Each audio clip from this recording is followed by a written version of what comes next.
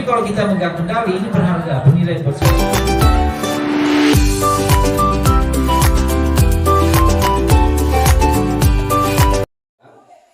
Alhamdulillah beliau sangat sangat baik sekali ya dalam memberikan ilmunya dan sangat sabar dalam diri kami. Kemudian foto yang nampak bertiga itu, yang sebelah kanan itu Ibu PP kami, pelatih praktek ya, Ibu Sabrina. Sekarang beliau menjabat sebagai PLT Kepala Sekolah di SD di daerah Galang sana. Kemudian di tengah itu adalah Kepala Sekolah saya, Ibu Tuti Siadari, SPD, EPD, dan yang ganteng itu Bu, itu saya sendiri, Pak Edi Zamora. Jadi itu saya perkenalkan ya, Bapak Ibu ya. Kita masuk. Ada yang mau ditanyakan Ibu, foto-foto itu nggak ada ya? Itu fotonya asli gitu ya, alhamdulillah asli. Kemudian di sini kita mencoba membahas tentang budaya positif. Tadi saya tanya ya, budaya positif. Pernahkah Ibu mendengar, Bapak Ibu mengenal budaya positif? Apa itu?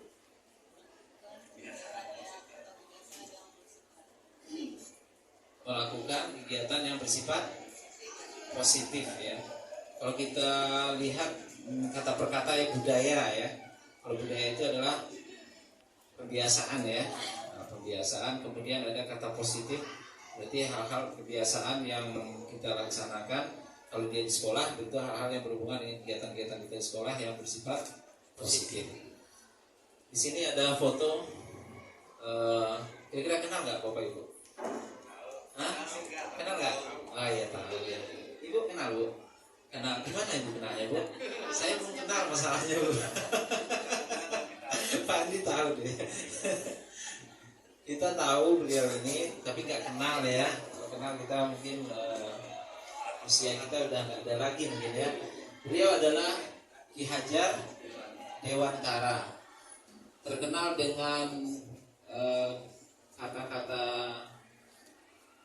mutiaranya yaitu Ingarso Suntuyodo, Inmadyo Bangun Karso, Tuguri Handai Handayani. Jadi kalau kita terjemahkan artinya bisa menjadi seorang pemimpin harus mampu memberikan suri tauladan. Kalau kita ini kira-kira pemimpin nggak Bapak Ibu? Kalau di sekolah aja kita udah pemimpin ya, pemimpin pembelajaran. Pembelajaran bagaimana kita membawa peserta didik kita menjadi anak-anak yang paham tentang ilmu yang kita sampaikan. Kemudian Ingmadyo Mangunkarso artinya seorang di tengah kesibukannya harus juga mampu membangkitkan atau menggugah semangat. Ya di samping kita di sini pemimpin yang harus mampu memberikan suri tauladan, juga memberi semangat. Dan Tuguri Handayani, seseorang harus memberikan dorongan moral dan semangat kerja dari belakang. Dari belakang kita juga memberikan support ya sebagai penyemangat. Ada istilah lagi yang terbaru, salam dan bahagia. Salam dan bahagia. Salam itu apa kira-kira artinya Bu? Ya, monggo Pak Malam silakan. Sana Pak, boleh Pak? Alhamdulillah sehat ya Pak ya. Oke, salam dan bahagia ini jargonnya ya. Salam dan bahagia. Kira-kira maknanya apa ya, Bapak Ibu? Ada salam dan ada bahagia. Kalau bahagia mungkin tahu ya. Salam, ya kita lihat dari asal katanya yang mungkin dari bahasa Arab ya. Salam itu artinya selamat dan bahagia. Orang yang selamat itu biasanya bahagia. Baik, selanjutnya tadi sudah kita lihat makna budaya positif. Kira-kira di sekolah Bapak Ibu apa yang sudah Ibu lakukan di pelaksanaan budaya positif itu? Mungkin di mana ya? Kalau tempat Pak Andi mungkin banyak ya. Bisa disebutkan satu Pak?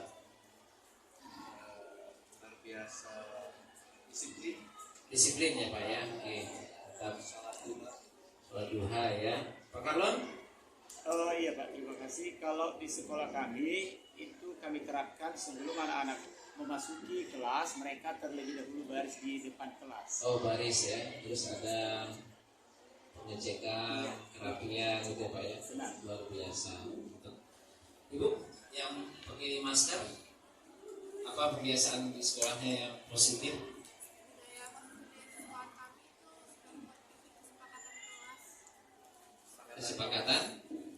Kesepakatan kelas ya. Oke, luar biasa. Ya, itu kita akan masuk juga ke sana nanti ya. Ini kesepakatan kelas. Oke, terima kasih.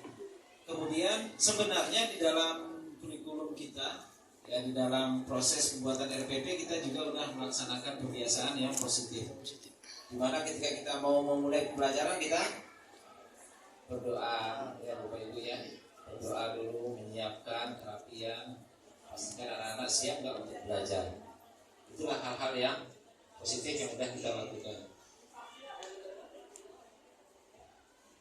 Jadi budaya positif di sekolah yaitu nilai-nilai dan kebiasaan-kebiasaan di sekolah yang berpihak pada peserta didik agar mereka dapat berkembang menjadi pribadi yang kritis, penuh hormat dan bertanggung jawab. Nah ini dia. Kira-kira masih ada nggak ya di sekolah kita ini? Masih nggak? Yang terlambat, yang tidak mengumpulkan tugas, silakan angkat kaki. Angkat kaki, pegang telinga. Kemudian pakai papan. Saya apa katanya? Saya tidak buat kerja sekolah, berarti tidak buat PR. Saya tidak hormati guru. Mungkin dia menjawab ya ketika melawan sama guru. Saya mau mengurat guru. Masih ada nggak kira-kira Bapak Ibu? Hah? Masih ya. Ternyata ini sebenarnya setelah kita baca ya literasinya, ini merupakan warisan dari kolonial. Kolonial artinya zaman dahulu kala ya, zaman kita masih dijajah. Pada saat itu yang sekolah itu hanya orang-orang tertentu, bangsawan dan orang-orang yang memang memiliki hubungan erat dengan penjajah itu yang dapat sekolah, dan itu pun dibatasi hanya untuk belajar menulis dan membaca, dan yang hal-hal yang lainnya bahkan tidak. Dan inilah gambaran-gambaran bagaimana perlakuan zaman tersebut. Oke, Bu, silakan. Dan inilah harapan kita meninggalkan budaya-budaya kolonial tersebut. Kita akan mulai era baru kita di kurikulum merdeka ini, bagaimana anak-anak itu bisa belajar nyaman di sekolah tanpa ada rasa tertekan atau ada rasa takut bahkan ya, dan bahkan ada fisik ya. Itu yang kita harapkan di sini. Selanjutnya kita akan merubah paradigma berpikir kita. Kita lihat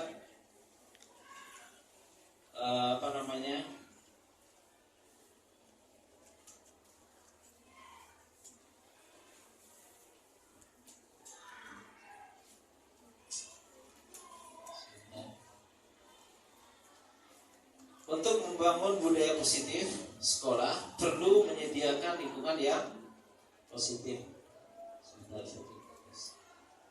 Nah ini dia. Ada teori di sini ya Bapak Ibu ya, teori kontrol. Berikut ini paparan dari Dr. William Glasser dalam kontrol teorinya untuk meluruskan miskonsepsi tentang kontrol itu sendiri. Yang pertama, ada ilusi guru. Ilusi ya, guru itu mengontrol muridnya. Kemudian kata beliau juga bahwa ilusi bahwa kritik dan membuat orang merasa bersalah dapat menguatkan karakter. Kemudian selanjutnya adalah sebuah ilusi bahwa semua penguatan positif, efektif dan bermanfaat. Selanjutnya bahwa ilusi orang dewasa memiliki hak memaksa. Jadi ini ada beberapa poin yang saya rasa kita akan merasakannya ya. Kita pernah merasakannya bahwa kita yang mengontrol murid. Waalaikumsalam. Nah, ini beliau Pak Supriyanto udah bukan CGP lagi, beliau adalah GP-nya ya Bapak Ibu ya. Guru penggerak angkatan pertama di Batam. Apa Pak? Silakan. Di sini aja Pak. Sini Pak. Terima kasih. Atau silakan dulu. Kita lanjut ya Bapak Ibu ya. Kita lihat di sini ada, kita mencoba membandingkan ada stimulus respon dengan teori kontrol itu sendiri. Ini dua teori kita coba bandingkan. Kita mau kemana? Kalau kita ingin berubah, jatuhnya ke teori kontrol ya. Di stimulus respon kita mencoba mengubah orang agar berpandangan sama dengan kita. Kemudian di teori kontrol kita berusaha memahami pandangan orang lain tentang dunia. Kira-kira yang berat mana Bapak Ibu? Mengubah orang agar berpandangan sama dengan kita dengan memahami pandangan orang lain. Kira-kira berat mana Bapak Ibu? Ya, mengubah ya. Karakter orang mau kita rubah gitu ya. Gaya orang mau kita rubah itu sangat berat ya. Saya rasa sangat berat. Tapi kalau kita memahami kayaknya seperti saya memahami Pak Supriyanto ya kan, beliau datang terlambat misalnya ya. Ternyata dijelaskan dia sebelumnya udah menghubungi saya karena beliau ada jam. Tapi kalau saya tidak langsung dengan stimulus respon, saya akan langsung menyerang beliau.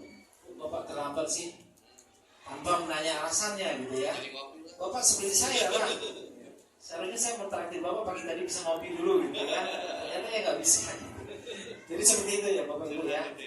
Ilustrasinya seperti itu. Kemudian perilaku buruk dilihat sebagai suatu kesalahan. Semua perilaku memiliki tujuan. Nah, ini ketika kita menghadapi anak-anak kita. Ada seorang anak, saya ini pengalaman ya Bapak Ibu, pengalaman di sekolah ya. Mungkin Bapak Ibu juga punya pengalaman masing-masing. Nanti coba kita berbagi. Ada anak waktu itu tidak mengumpulkan tugas. Padahal dia kategori anak yang sangat rajin ya. Tiba-tiba dia tidak mengumpulkan tugas. Setelah dipanggil, kenapa nak kamu nggak mengumpulkan tugas? Nggak ada apa-apa Pak. Terus kok bisa? Ya, ternyata ada satu kebutuhannya yang tidak terpenuhi. Kan ada 4 dasar kebutuhan manusia ya Bapak Ibu ya. Nanti kita masuk ke tabelnya nanti. Ternyata dia kurang kasih sayang dari orang tuanya. Orang tuanya sibuk dengan aktivitasnya. Sampai-sampai hari Minggu pun anaknya itu hanya disediakan fasilitas dan dia ikut aktivitasnya sampai hari Minggu bahkan ya. Sehingga anak-anak ini di luar ini ya kendali. Dia akan mencari pelampiasannya. Jadi seperti itu. Nanti Bapak Ibu saya ingin tanya juga nanti ya pengalamannya. Kemudian orang lain bisa mengontrol saya. Terus hanya Anda yang bisa mengontrol diri Anda. Gimana menurutnya Bapak Ibu? Apa kita mau dikontrol orang lain atau kita yang mengontrol diri kita sendiri? Ya, coba kita bayangkan ya. Kita megang sesuatu yang berharga di tangan kita ini. Ada yang coba mau melepaskan apa yang kita pegang ini. Dia mau mengambil. Ini sangat berharga nih Bapak Ibu. Kira-kira Bapak Ibu akan melepaskannya enggak? Mungkin dia dirayu ya, nanti saya kasih ini, saya kasih itu. Atau mungkin diancam juga ya. Kira-kira siapa yang memegang kendali ini? Kita atau orang itu? Ya, kalau kita mengambil stimulus respon, kita lepas. Kita akan termakan rayuannya nih, kasih uang sekian, kamu aman. Ya. Tapi kalau kita memegang kendali, ini berharga, bernilai buat saya tidak akan terpengaruh apapun. Itu jatuhnya adalah kita yang akan mengendalikan diri kita. Jadi seperti itu juga nanti sejauh mana sih merdekanya anak nanti ya kita akan lihat. Kita lanjut ke berikutnya. Pemaksaan ada pada satu bujukan gagal. Kemudian kolaborasi dan kesepakatan menciptakan pilihan-pilihan baru. Nah ini dia, ya, yang namanya pemaksaan ya memang tidak ada enaknya ya Bapak Ibu ya. Tapi kolaborasi dan kesepakatan menciptakan pilihan-pilihan baru. Seperti tadi ya, kita coba membicarakan masalah program-program kita secara bersama-sama. Banyak ternyata ya masukan-masukan dari kawan-kawan yang bisa kita akumulasi nanti dalam program kita semester ini. Kalau kita hanya coba sendiri, misalkan saya ketua, udah ini aja, ya ujung-ujungnya juga gak jalan karena dia mempunyai prinsip sendiri gitu. Tapi ketika kebersamaan itu dibangun, pasti semuanya merasa tanggung jawab. Begitu juga di kelas nanti. Ketika kelas itu udah dibuat kesepakatan, beda ya Bapak Ibu ya, peraturan dan kesepakatan ya. Nanti kita akan coba jelaskan. Kalau udah sepakat pasti dia merasa tanggung jawabnya ke pribadinya masing-masing. Karena dia udah menyampaikan, oh ini saya setuju, ini saya setuju, ini saya akan menjalankan gitu ya. Kemudian kita lanjut sedikit lagi, model berpikir menang atau kalah. Kemudian model berpikir menang-menang. Ini apa maksudnya ya? Ada yang bisa dijelaskan Bapak Ibu? Model berpikir menang atau kalah. Menang atau kalah. Kalau di sini model berpikir menang-menang. Kalau kita lihat di CGP ya Pak Anto ya, atau kita ikut ujian kegiatan PPG, itu semuanya kenapa kok bisa bekerja sama gitu, berkolaborasi gitu. Tapi kalau kita lihat anak-anak misalkan di kelas, kalau seandainya masih menerapkan ranking kelas, itu mereka sifat individualnya pasti tinggi. Dia nggak mau, dicontek ini punya saya nggak mau diskusi, saya udah paham ini. Pasti akan timbul seperti itu. Tapi ketika sesuatu itu tidak diiming-imingi menang atau kalahnya, ya yang ada menang ya, yang ada pasti menang kayak dulu sama-sama gitu ya, sama-sama sukses gitu kan, itu pasti akan lebih baik. Ya, itu akan lebih baik. Mungkin seperti itu yang bisa saya dapat gambarkan tentang ini ya. Kita lanjut Bapak Ibu. Ada yang mau ditanyakan Bapak Ibu? Atau boleh nanti kita sama-sama diskusi nanti. Kita lanjut sedikit. Kita masuk ke disiplin. Ayo Bapak Ibu, apa makna disiplin? Pak Tris, disiplin itu apa Pak Tris? Bisa diartikan bisa mengawasikan waktu dengan sebaik-baiknya dan kesempatan yang sebaik-baiknya. Bisa diulangi Pak? Disiplin itu bisa jadi dia bisa memanfaatkan waktu dengan sebaik-baiknya. Memanfaatkan waktu dengan sebaik-baiknya. semaksimalnya, kesempatan dengan sebaik-baiknya. Oke, luar biasa. Coba hapus dulu lah Bapak Patris ya. Dari tadi semuanya masukkan. Oke, yang lain Bapak Ibu, disiplin itu kira-kira apa ya? Tidak melanggar aturan. Disiplin, ya. Mematuhi aturan. Ya, sama dengan Pak Karlon. Boleh, luar biasa kami. Apa Bapak Ibu? Disiplin ya. Yang terbayang di pikiran kita kalau disiplin itu apa? Patuh, Taat. tertib, Taat. taat, manut ya bahasa Jawanya ya. Kemudian di sana biasanya ada terbayang terlintas kita kalau nggak patuh itu pasti hukuman ya. Nah, ini dia. Kita lihat. Kata disiplin sering dikaitkan dengan tata tertib, teratur, patuh seperti yang sampaikan kata Pak Andi tadi, dan pada peraturan. Kata disiplin juga sering dihubungkan dengan hukuman, ya. Kemudian padahal itu sungguh berbeda ya antara itu ya. Karena belajar dengan disiplin tidak harus dengan memberi hukuman. Justru itu adalah salah satu alternatif terakhir, dan kalau perlu tidak perlu kita gunakan hukuman. Masih Bapak Ibu, kalau anak-anak yang enggak terlambat dihukum gitu ya. Masih Bu, masih di sekolah ya. Tata tertibnya ada ya, tertulis ya.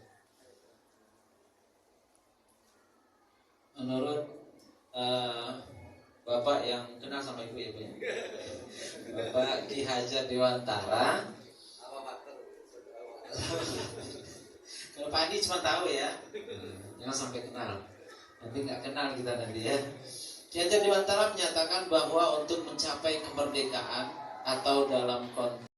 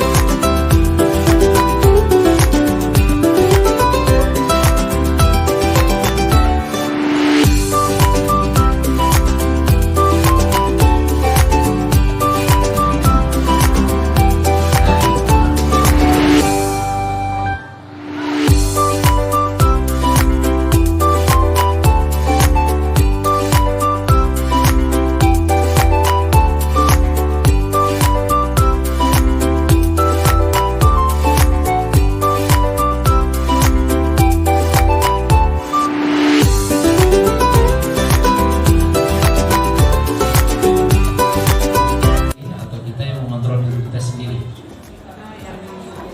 Ya, coba kamu aman, ya. Tapi kalau kita megang kendali ini berharga, bernilai buat semua.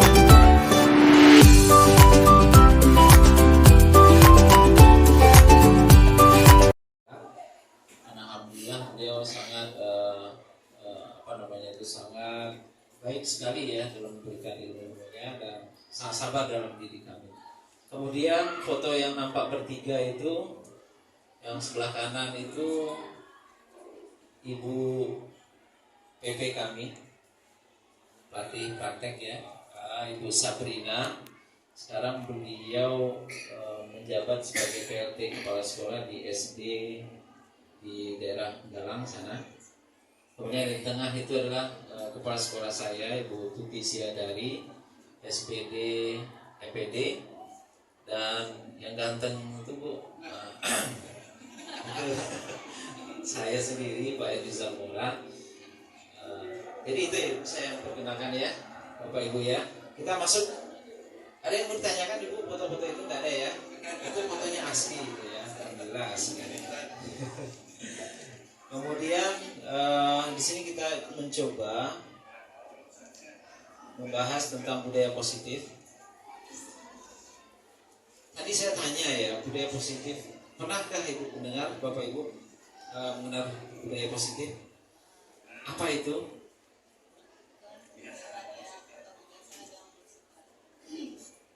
Melakukan kegiatan yang bersifat positif ya. Kalau kita lihat kata per kata ya budaya ya. Kalau budaya itu adalah kebiasaan ya. Nah, kebiasaan, kemudian ada kata positif, berarti hal-hal kebiasaan yang kita laksanakan kalau dia di sekolah, itu hal-hal yang berhubungan dengan kegiatan-kegiatan kita di sekolah yang bersifat positif. Di sini ada foto, kira-kira kenal nggak Bapak Ibu? Hah? Kenal nggak? Ah iya tahu ya. Ibu kenal Bu? Kenal, gimana Ibu kenalnya Bu? Saya belum kenal masalahnya Bu. Pak Andi tahu deh. Kita tahu beliau ini, tapi nggak kenal ya. Kalau kenal kita mungkin usia kita udah nggak ada lagi mungkin ya. Beliau adalah Ki Hajar Dewantara, terkenal dengan kata-kata mutiaranya yaitu Ingarso Suntulodo, Inmadyo Bangun Karso, Tuduri Hadai Handayani.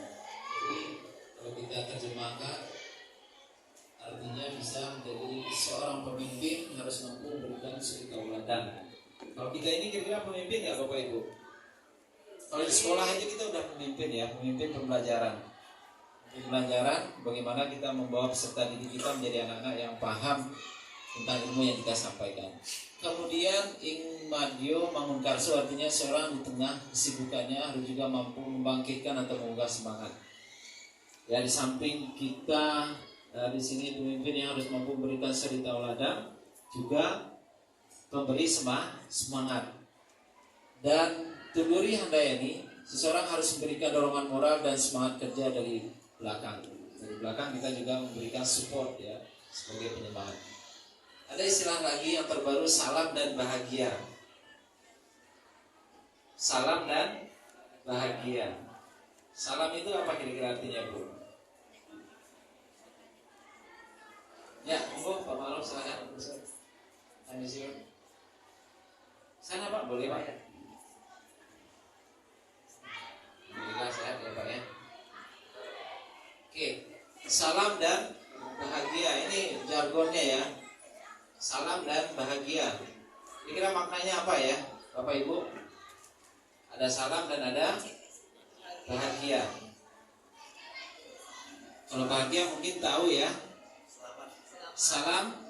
Ya, kita lihat dari asal katanya yang mungkin dari bahasa Arab ya.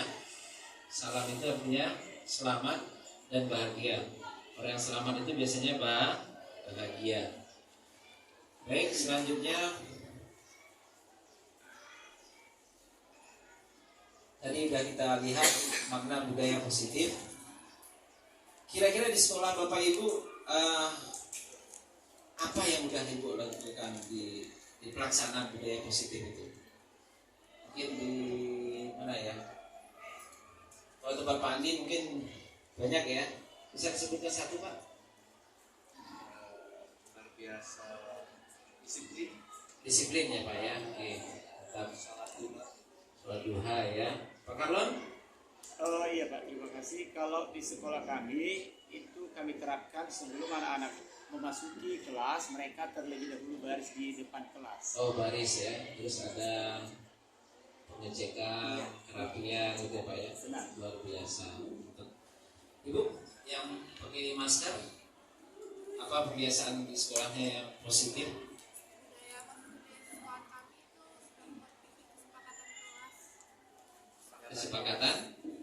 Kesepakatan kelas ya. Oke, luar biasa. Ya, itu kita akan masuk juga ke sana nanti ya. Ini kesepakatan kelas. Oke, terima kasih. Kemudian sebenarnya di dalam kurikulum kita, ya di dalam proses pembuatan RPP kita juga sudah melaksanakan kebiasaan yang positif. Dimana ketika kita mau memulai pembelajaran kita berdoa ya Bapak Ibu ya. Berdoa dulu, menyiapkan kerapian, pastikan anak-anak siap nggak untuk belajar.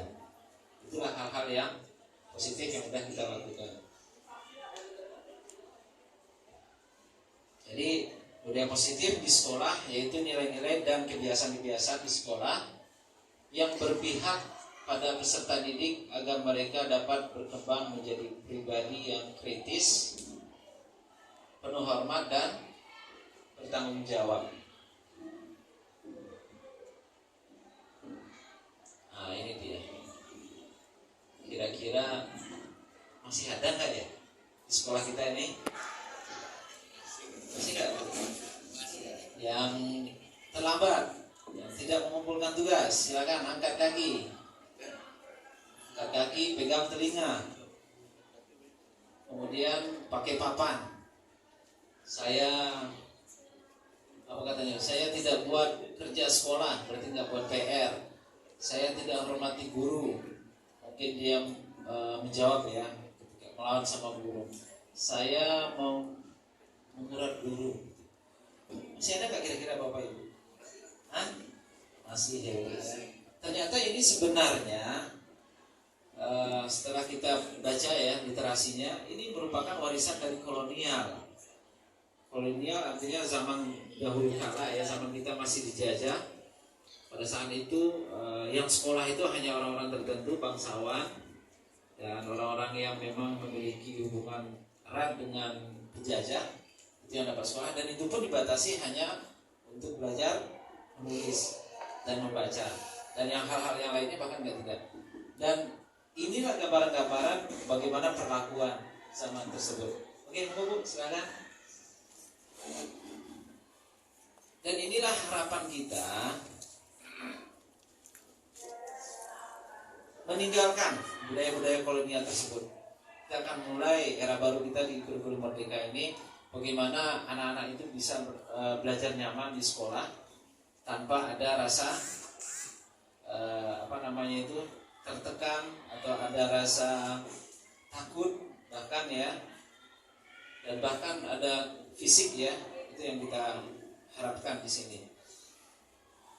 Selanjutnya kita akan merubah paradigma berpikir kita. Kita lihat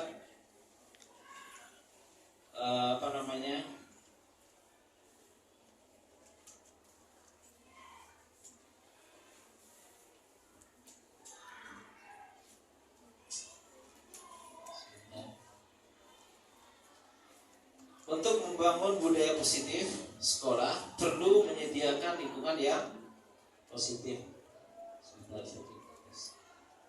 Nah, ini dia. Ada teori di sini ya, Bapak Ibu ya, teori kontrol. Berikut ini paparan dari Dr. William Glasser dalam kontrol teorinya untuk meluruskan miskonsepsi tentang kontrol itu sendiri. Yang pertama, ada ilusi guru. Ilusi ya, guru itu mengontrol muridnya. Kemudian kata beliau juga bahwa ilusi bahwa kritik dan membuat orang merasa bersalah dapat memuatkan karakter. Kemudian selanjutnya adalah sebuah ilusi bahwa semua penguatan positif, efektif dan bermanfaat. Selanjutnya bahwa ilusi orang dewasa memiliki hak memaksa. Jadi ini ada beberapa poin yang saya rasa kita akan merasakannya ya. Kita pernah merasakannya bahwa kita yang mengontrol murid. Waalaikumsalam. Nah, ini beliau Pak Supriyanto udah bukan CGP lagi, beliau adalah GP-nya ya Bapak Ibu ya. Guru penggerak angkatan pertama di Batam. Apa Pak? Silakan. Di sini aja Pak. Sini Pak.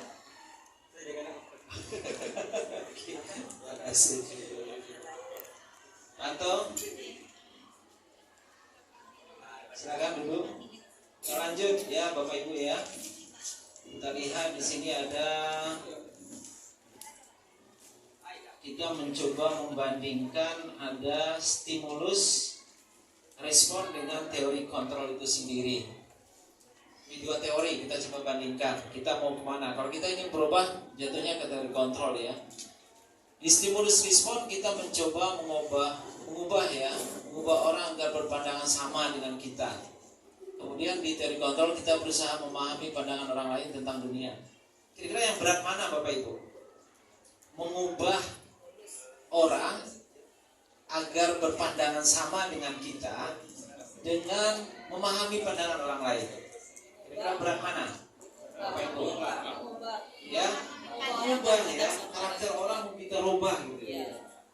Gaya orang mau kita rubah itu sangat berat ya. Saya rasa sangat berat. Tapi kalau kita memahami, kayaknya seperti saya memahami Pak Supriyanto ya kan, beliau datang terlambat misalnya ya. Ternyata dijelaskan dia sebelumnya udah menghubungi saya karena beliau ada jam. Tapi kalau saya tidak langsung dengan stimulus respon, saya akan langsung menyerang beliau. Bapak terlambat sih, tanpa menanya alasannya gitu ya. Bapak seperti saya lah. Seharusnya saya mau traktir Bapak pagi tadi bisa ngopi dulu gitu kan. Ternyata ya nggak bisa gitu. Jadi seperti itu ya Bapak Ibu ya. Ilustrasinya seperti itu. Kemudian perilaku buruk dilihat sebagai suatu kesalahan.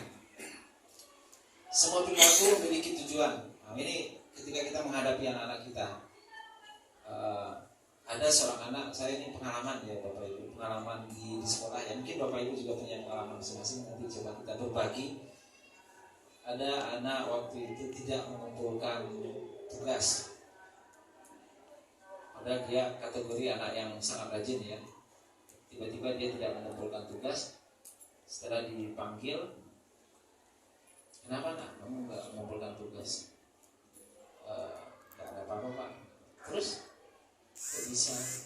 Ya, ternyata ada satu kebutuhannya yang tidak terpenuhi. Kan ada 4 dasar kebutuhan manusia ya Bapak Ibu ya. Nanti kita masuk ke tabelnya nanti. Ternyata dia kurang kasih sayang dari orang tuanya. Orang tuanya sibuk dengan aktivitasnya. Sampai-sampai hari Minggu pun anaknya itu hanya disediakan fasilitas dan dia ikut aktivitasnya sampai hari Minggu bahkan ya. Sehingga anak-anak ini di luar ini ya kendali, dia akan mencari pelampiasannya. Jadi seperti itu. Nanti Bapak Ibu saya ingin tanya juga nanti ya pengalamannya. Kemudian orang lain bisa mengontrol saya, terus hanya Anda yang bisa mengontrol diri Anda. Gimana menurutnya Bapak Ibu? Apa kita mau dikontrol orang lain atau kita yang mengontrol diri kita sendiri? Ya, coba mungkin kita bayangkan ya, kita megang sesuatu yang berharga di tangan kita ini. Ada yang coba mau melepaskan, ya, mau melepaskan apa yang kita pegang ini. Dia mau mengambil. Ini sangat berharga nih Bapak Ibu. Kira-kira Bapak Ibu akan melepaskannya enggak? Mungkin dia dirayu ya, nanti saya kasih ini, saya kasih itu. Atau mungkin diancam juga ya. Kira-kira siapa yang memegang kendali ini? Kita atau orang itu? Ya, kalau kita mengambil stimulus respon, kita lepas. Kita akan termakan rayuannya nih, kasih uang sekian-sekian, kamu aman. Ya. Tapi kalau kita memegang kendali, ini berharga, bernilai buat saya tidak akan terpengaruh apapun. Tidak punya padahal kita yang akan mengendalikan diri kita.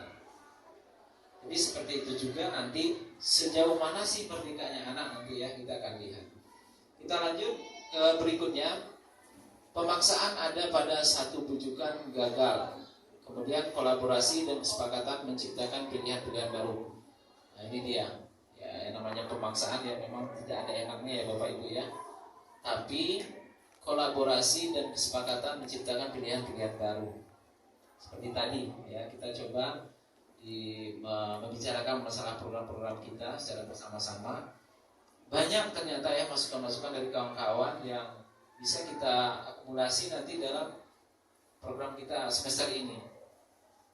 Kalau kita hanya coba sendiri, misalkan saya ketua, udah ini aja, ya ujung-ujungnya juga gak jalan karena dia mempunyai prinsip sendiri gitu. Tapi ketika kebersamaan itu dibangun, pasti semuanya merasa tanggung jawab. Begitu juga di kelas nanti. Ketika kelas itu udah dibuat kesepakatan, beda ya Bapak Ibu ya, peraturan dan kesepakatan ya. Nanti kita akan coba jelaskan. Kalau udah sepakat pasti dia merasa tanggung jawabnya ke pribadinya masing-masing. Karena dia udah menyampaikan, oh ini saya setuju, ini saya setuju, ini saya akan menjalankan gitu ya. Kemudian kita lanjut sedikit lagi, model berpikir menang atau kalah. Kemudian model berpikir menang-menang. Ini apa maksudnya ya? Ada yang bisa dijelaskan Bapak Ibu? Model berpikir menang atau kalah. Menang atau kalah. Kalau di sini model berpikir menang-menang. Kalau kita lihat di CGP ya Pak Anto ya, atau kita ikut ujian kegiatan PPG, itu semuanya kenapa kok bisa bekerja sama gitu, berkolaborasi gitu. Tapi kalau kita lihat anak-anak misalkan di kelas, kalau seandainya masih menerapkan ranking kelas, itu mereka sifat individualnya pasti tinggi. Dia nggak mau, dicontek ini punya saya nggak mau diskusi, saya udah paham ini.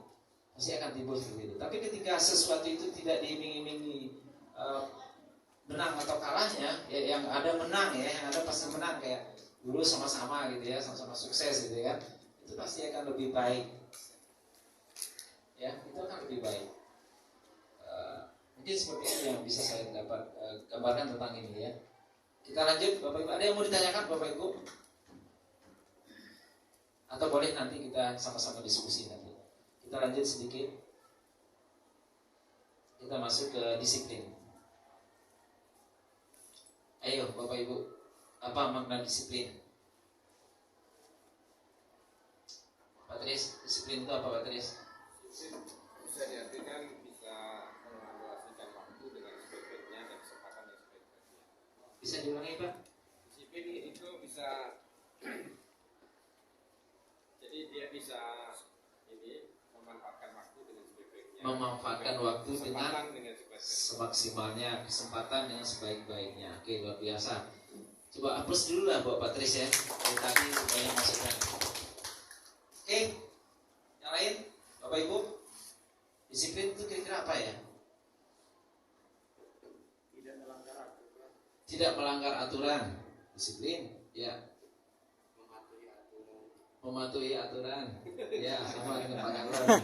Boleh, luar biasa kami. Apa Bapak Ibu? Disiplin ya. Yang terbayang di pikiran kita kalau disiplin itu apa?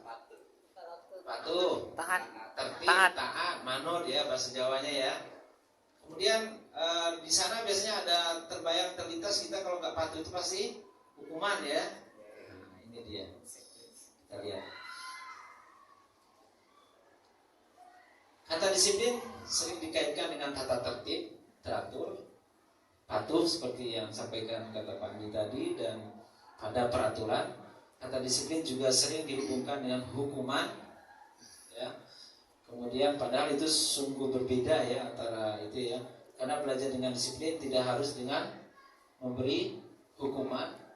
Justru itu adalah salah satu alternatif terakhir, dan kalau perlu tidak perlu kita gunakan hukuman itu. Masih Bapak Ibu, kalau anak-anak yang nggak terlambat dihukum gitu ya. Masih Bu, masih ya sekolah ya. Tata tertibnya ada ya, tertulis ya. Menurut Bapak yang kenal sama Ibu ya Bu ya, Bapak Ki Hajar Dewantara. Kalau Pak Andi cuma tahu ya, jangan sampai kenal. Nanti nggak kenal kita nanti ya. Ki Hajar Dewantara menyatakan bahwa untuk mencapai kemerdekaan atau dalam konteks pendidikan kita saat ini, dan untuk menciptakan murid yang merdeka, syarat utamanya adalah harus ada disiplin yang kuat. Disiplin yang dimaksud adalah disiplin diri yang memiliki motivasi internal. Jika kita tidak memiliki motivasi internal, maka kita memerlukan pihak lain ya, untuk mendisiplinkan kita. Jadi gambaran beliau ini sangat kuat sekali. Ketika kita ya pertanyaannya, Bapak Ibu datang ke MGMP ini kira-kira motivasinya apa ya Bapak Ibu? Sertifikat, absen, atau ngopi ya, ngopi. Atau apa kira-kira Bapak Ibu? Coba, saya ingin dengar lah Bu, silakan Bu.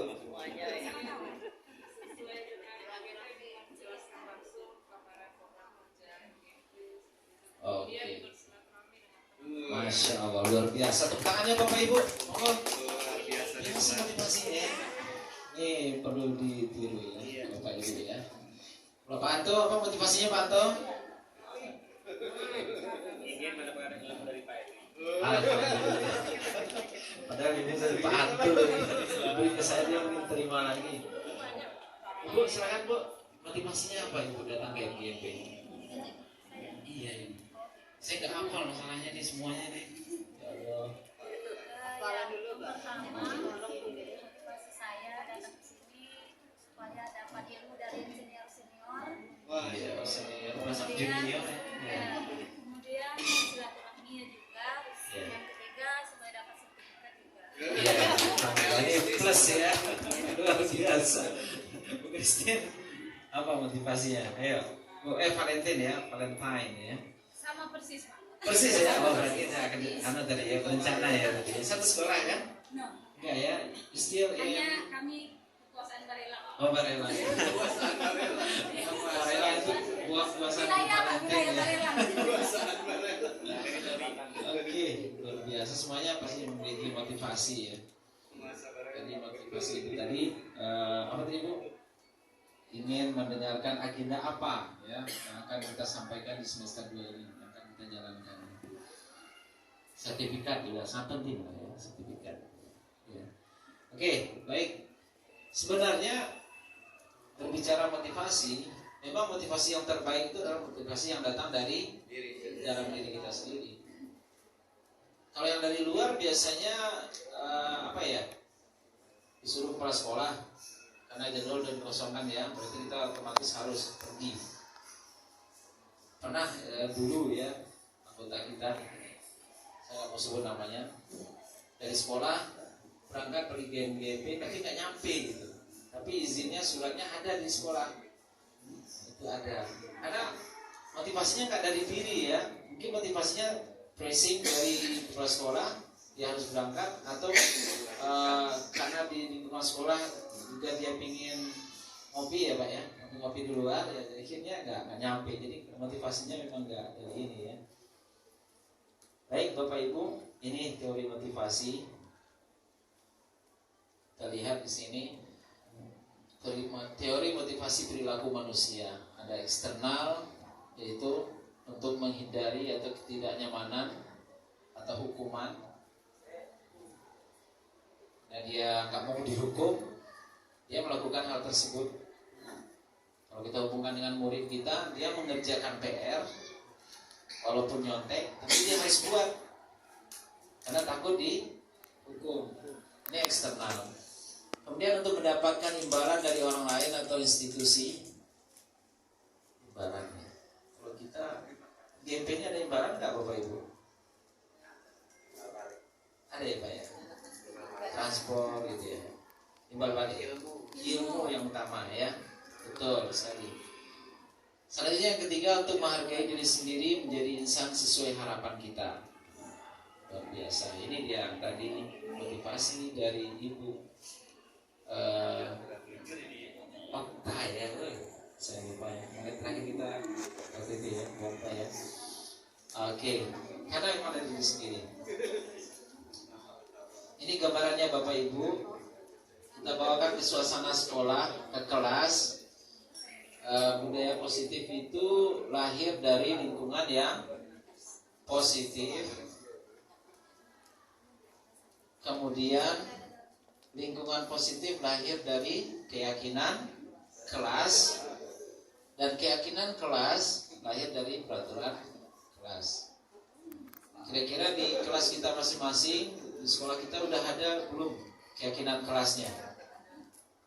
Saya udah coba kemarin itu, ternyata efektif ya Bapak Ibu ya. Bapak udah ada ya.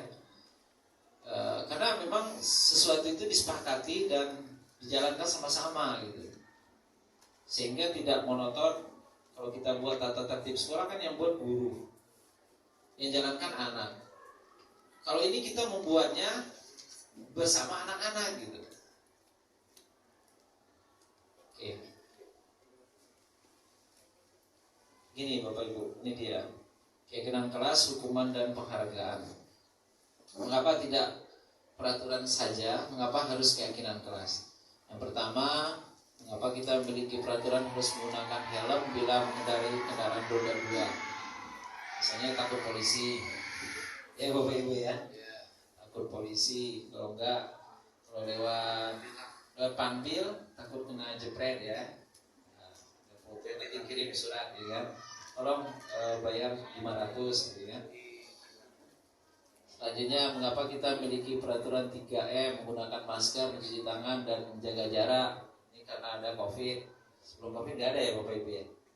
Kayaknya aman aja ya, cuci tangan itu. Kadang-kadang mau makan pun lupa cuci tangan karena pakai sendok gitu ya. Terus mengapa kita memiliki peraturan harus datang tepat waktu pada saat mengikuti pelatihan? Undangan kita MGMP jam 9. Alhamdulillah tadi jam 9 berapa orang tadi ya Bapak? Saya, Pak Jun, ada berlima ya Bu ya. Alhamdulillah. Yang lain kita minta maaf, kami duluan aja ya. Ya? Berarti nggak ada jam ngajar, kosong gitu ya Bapak Ibu. Yang lain yang terlambat kita harus tahu, kita pastikan alasannya. Ternyata memang ada jam. Luar biasa. Oke. Untuk mendukung motivasi intrinsik, kembali ke nilai-nilai atau keyakinan-keyakinan lebih menggerakkan seseorang dibandingkan mengikuti serangkaian peraturan-peraturan. Keyakinan kelas seperti yang kita bicarakan tadi adalah nilai-nilai kebajikan atau prinsip-prinsip universal yang disepakati bersama secara universal, lepas dari latar belakang suku, negara, bahasa maupun agama. Ini menurut Goset Bapak Ibu tahun 1998, suatu keinginan akan lebih memotivasi seseorang dari dalam. Nah, ini berarti sama dengan Bapak Ki Hajar Dewantara. Motivasi yang terhebat itu adalah motivasi yang lahir dari dalam diri sendiri. Sekarang masalahnya bagaimana kita membagikan motivasi dari anak-anak kita. Nah, ini belajar ini. Gimana membagikan dia meyakini bahwa belajar itu adalah suatu hal yang penting. Kita kebanyakan, mungkin saya ya, nakut-nakuti ya, kamu gak dapat nilai, itu nilainya kurang gitu kan. Larinya ke nilai, kira-kira mereka ada intrinsic motivation nggak di situ? Nggak ada ya Bapak Ibu ya, karena dia mikirnya nilai. Tapi kalau kita jelaskan, kamu tahu nggak? Lepas kamu dari SMP mau masuk ke sekolah yang bagus, itu tesnya bahasa Inggris, misalnya gitu ya. Mau masuk kamu nanti ke kampus, ke SMA atau SMK bagus di Batam, itu rata-rata tesnya pakai bahasa Inggris. Mau kerja kamu nanti, gajinya akan lebih besar dari orang gaji yang tidak bisa bahasa Inggris. Gitu. Jadi itu akan mampu menimbulkan motivasi dari dalam diri mereka. Kita lanjut sedikit lagi. Tadi sedikit lagi ya. Banyak ini. Seseorang akan lebih bersemangat untuk menjalankan keyakinannya daripada hanya sekedar mengikuti serangkaian peraturan. Pembentukan keyakinan kelas. Keyakinan kelas bersifat abstrak daripada peraturan yang lebih rinci dan konkret. Boltan bisa disebutkan keyakinan kelasnya? 1 poin.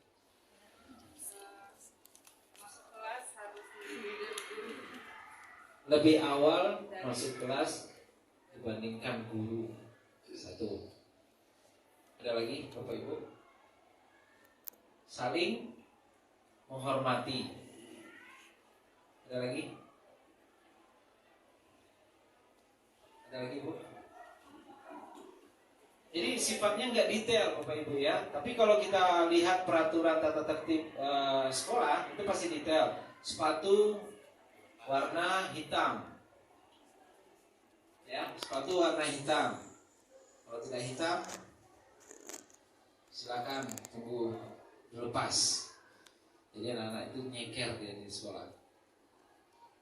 Terus seragam sesuai dengan hari yang telah ditentukan. Kemudian apalagi Bapak Ibu, banyak kalau peraturan ya. Tapi kalau keyakinan tidak menghormati sesama teman, artinya dia tidak akan membuli gitu ya. Sekarang bully terbaru itu seperti apa Bapak Ibu? Ejek orang tua biasanya. Mengejek orang tua. Misalnya nama bapaknya siapa ya? Iya kan? Nama bapaknya Pak Anto misalkan ya. Tapi sudah sampai kelahi Pak. Kami itu sampai nggak bisa dihentikan. Nama orang tua saya disebut, ya. Sampai kelahinya itu udah. Masya Allah itu sekarang lagi viral ya. Di lain seperti lato-lato ya. Ini yang bully gitu ya. Lato-lato kan permainan. Oke, keyakinan kelas berupa pernyataan-pernyataan yang universal, artinya umum, ya, tidak detail ya, umum. Kemudian keyakinan kelas hendaknya tidak terlalu banyak hingga mudah diingat dan dipahami. Tidak paling dari menghormati, jujur, tidak menyakiti teman, kemudian tidak boleh juga kita sebutkan tidak memanggil orang tua teman. Tidak boleh menggunakan apa Bu? Kata negatif seperti kata ini ya. Tidak boleh. Nggak boleh ya? Contoh nggak boleh? Contohnya apa itu? Yang ya betul. Karena yang sekarang yang kata yang paling keren itu BODO itu ya, nah itu paling itu. Iya. Kayaknya biasa aja ya, padahal ketika kita sebutkan itu udah apa namanya itu tertanam di pikiran, jadinya ya nggak pinter-pinter jadi anak-anak kita ini. Kemudian nama-nama animal ya, Iya, itu bahasa sangat kebun. keren kan itu. Kalau udah marah gitu ya, tidak marah bila dinasehati itu ya, yang umum dari Bapak Ibu ya. Selanjutnya semua warga kelas sebaiknya ikut berkontribusi dalam membuat kegiatan kelas lewat curah pendapat. Ya, ini banyak diskusi memang. Bersedia meninjau kembali keinginan kelas dari waktu ke waktu. Artinya kan ada masa-masa yang memang expired, kesepakatan itu harus diperbaharui. Kalau seperti apa namanya jaga jarak itu kan udah zamannya COVID ya, jadi sekarang udah nggak berlaku lagi gitu ya. Kita lihat di sini Bapak Ibu, peraturan versus keyakinan kelas. Kalau peraturan selalu kembalikan buku ke tempatnya misalkan ya. Kemudian kalau keyakinan kelas tanggung jawab. Jadi dia sifatnya umum, jadi tidak hanya buku aja. Kemudian yang kedua, dilarang mengganggu orang lain. Menghormati orang lain dan diri sendiri. Ya. Kalau hanya dilarang mengganggu orang lain, ya sifatnya apa namanya ya? Kalau di sini kan lebih menghormati orang lain dan diri sendiri itu loh, betul-betul banyak ininya ya, efeknya ya. Selanjutnya, hadir di sekolah 15 menit sebelum pembelajaran dimulai. Ini peraturan 15 menit sebelum pembelajaran dimulai. Kalau di keyakinan, menghormati orang lain, komitmen. Nah, ini komitmen udah masuk dalamnya. Kemudian pada tujuan. Selanjutnya dilarang melakukan kekerasan. Bahasanya memang ya. Terus kalau dalam keyakinan keselamatan, menghormati orang lain. Dilanjut dilarang menggunakan narkoba, kesehatan. Jadi kesehatan itu lebih umum. Kalau narkoba hanya narkoba aja. Banyak hal lain yang akan merusak kesehatan. Bergantian atau menunggu giliran, menghormati orang lain, sabar. Ya, memang kita sabar kayak kita ya dalam mendidik anak-anak kita di sekolah. Karena kita terpancing emosi segala macam itu ya. Gunakan masker, kesehatan dan keselamatan itu sifatnya. Selanjutnya kita lihat tindakan guru. Oke, ini hukuman atau konsekuensi. Apa sih Bu beda hukuman dan konsekuensi Bapak Ibu? Hukuman gimana, konsekuensi seperti apa gitu?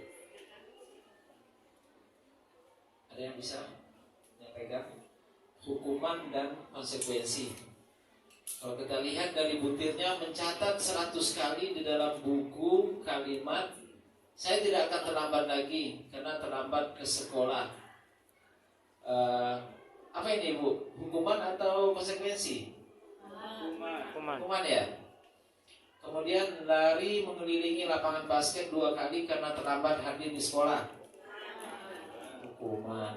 Murid diminta untuk push up 15 kali karena tidak menggunakan masker ke sekolah. Hukuman semua ya. Membersihkan tumpahan air di meja tulis karena tersenggol pada saat belajar. Konsekuensi. Terus meminta murid tidak mengenakan sepatu seharian di sekolah karena tidak mengenakan sepatu hitam tadi ya. Apa itu Bu? Hukuman apa? Konsekuensi? Hukuman lari mengelilingi lapangan basket ya 2 kali karena terlambat. Ini apa? Hukuman? Kita lihat ya.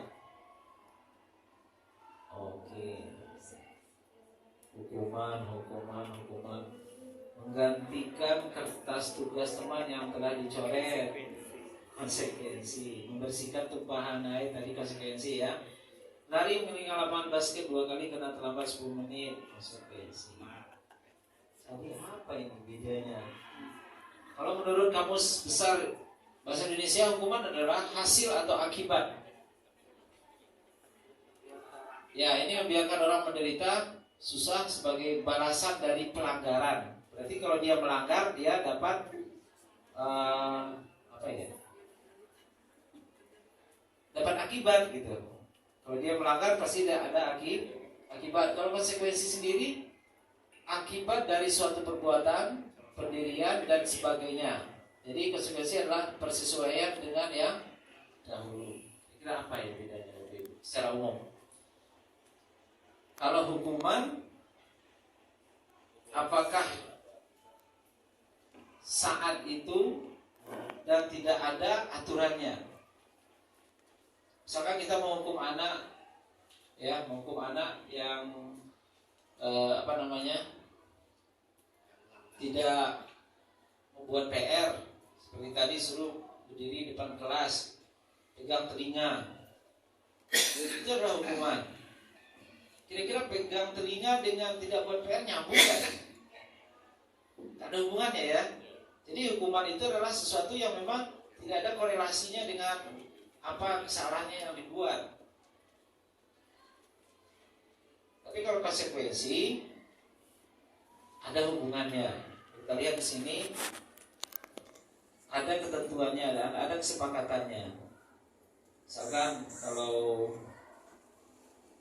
tidak bayar uang kas nggak dapat sertifikat, itu konsekuensi ya. Iya Bapak Ibu ya. Iya. Ini bendahara bilang tadi.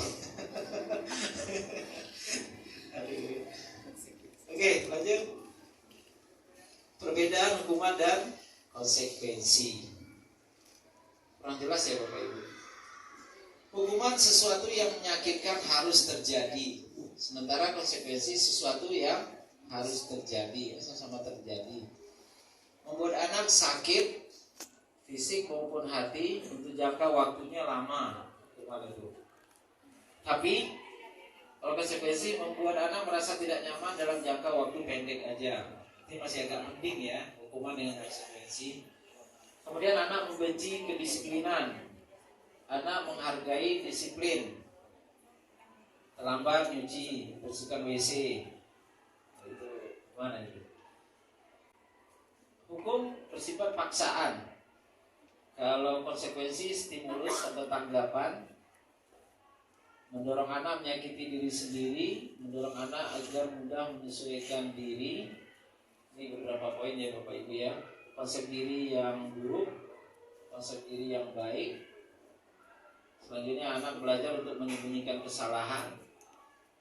Kalau dia cabut, nggak ada bukti data kita, foto atau apa, data absen, dia akan menghindar semaksimal mungkin.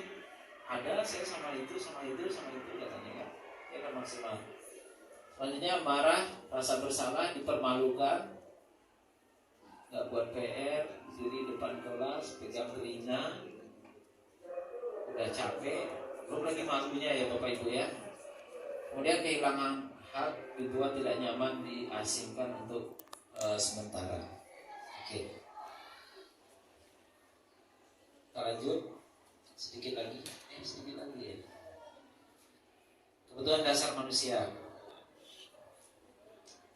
Yang pertama cinta kasih atau diterima, kemudian penguasaan, kebebasan dan kesenangan. Kira-kira anak-anak kita sekarang ini apa yang kurang Bapak Ibu?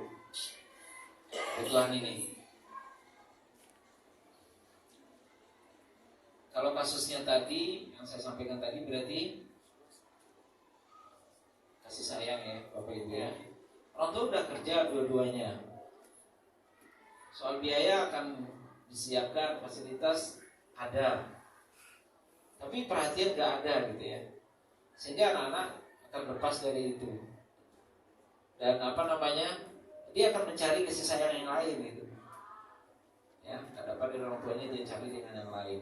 Dan yang lain itu kan kita yang nggak tahu dia mencari hal yang positif atau negatif, gitu ya Bapak Ibu ya. Itu. Selain kasih sayang apa Bapak Ibu? Yang kebanyakan di lingkungan kita, di kelas di sekolah kita. Kesenangan gimana Bapak Ibu?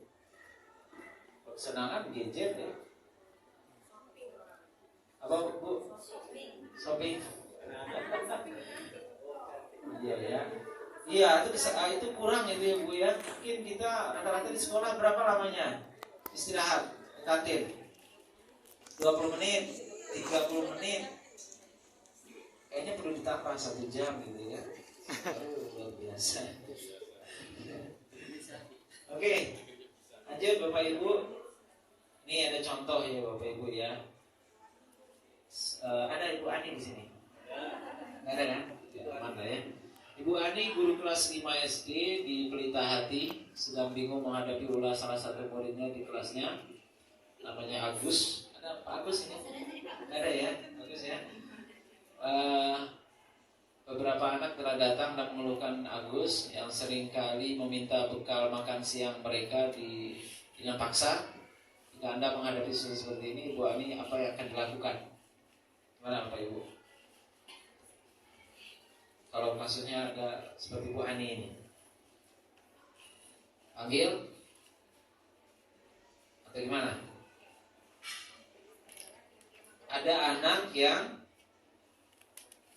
memaksa meminta makanan temannya. Ini kayaknya ada ya? Di sekolah kita Ada. ya? Ada. Palak. Ya malak. Malak. Bajunya malak. Bukan uang aja, makanan pun juga. Kira-kira dia kurang apa ini Bapak Ibu? Ya. Serangannya. Kurang jajan ya. Ekonomi tadi serangan. Kurang apa tadi itu ya? Kasih sayang ya Pak ya? Oh ya nggak sayang ya? Kenapa nggak diperhatikannya jajannya, makanannya gitu ya Bu ya?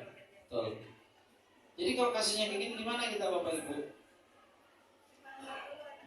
Hah?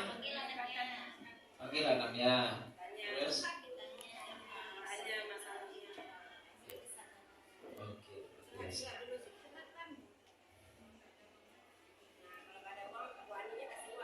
Kasih uang. Gus.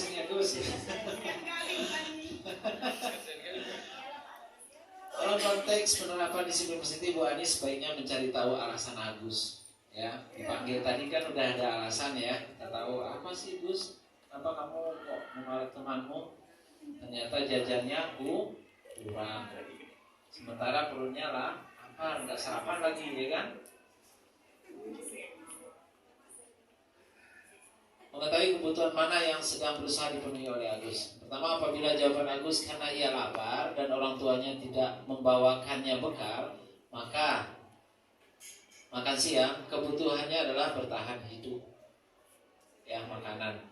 Kemudian apabila jawaban Agus karena ia senang temannya jadi memperhatikan dia, kebutuhannya adalah cinta dan kasih sayang. Jadi dia iseng ini Bapak Ibu, karena ingin diperhatikan aja, makanya dia maksa. Ya.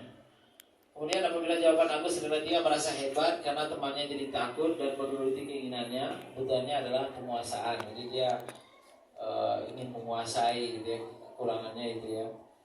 Selanjutnya apabila jawaban Agus karena dia merasa bosan dengan bekal yang dibawakan ibunya karena selalu membawakan bekal yang sama, kebutuhannya adalah kebebasan. Selanjutnya yang terakhir, apabila jawaban Agus adalah karena iseng saja dan dia menikmati ekspresi wajah temannya yang kesal karena dia ambil makanannya, kebutuhannya adalah kesenangan. Oke. Ini dia posisi kontrol. Yang diharapkan di sini adalah Bapak Ibu yang sempurna ya. Ini kurang jelas mungkin di belakang ya. Itu adalah posisi kita itu diharapkan ke depannya itu sebagai manajer. Kenapa? Kalau dilihat dari beberapa poin, ada posisinya sebagai pemantau, ada teman, dan ada pembuat merasa bersalah, kemudian penghukum.